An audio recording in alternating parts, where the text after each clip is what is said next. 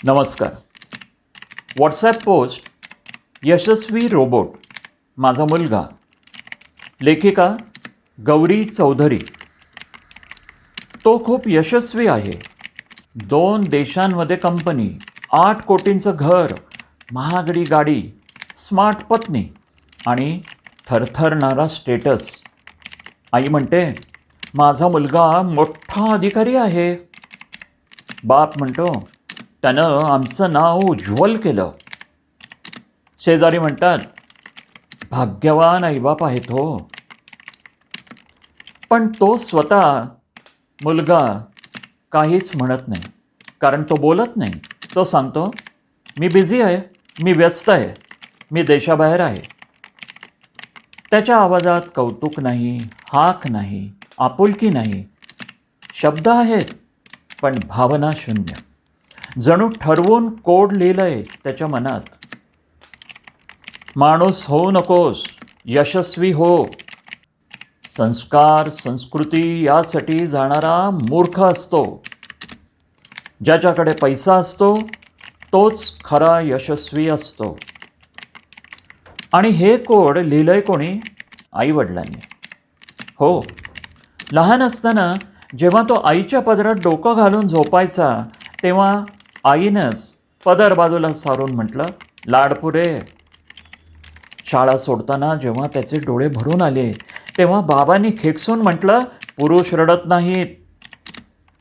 वसतिगृहात पाठवलं तेव्हा त्याच्या सोबतीला नुसती पुस्तकरूपी शस्त्र होती आणि एकच आदेश, तू मोठा हो.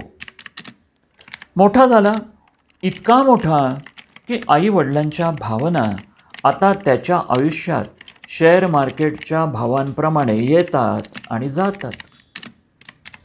आई गेली, तो वेळेवर आला नाही. व्हिडिओ कॉल केला, 10वा दिवस झाला, तिथेही तो उपस्थित नव्हता. बाकीच्यांना विधी आटोपते केले. त्यानं मेल केला, माझं कर्तव्य तुम्ही योग्य रीतीने पार पाडाल ही खात्री आहेच. आता बाप एकटा बसतो. कधी मुलाचा पाळण्यातला फोटो बघतो, कधी घरातली शांतता ऐकतो आणि मनात म्हणतो मी मुलगा नाही घडवला, मी एक यशस्वी रोबोट तयार केला. तो हसतो, बोलतो, कमावतो, पण जिवंत नाही. आज कोणी त्याला विचारतं काय वाटतं तुम्हाला मुलाबद्दल?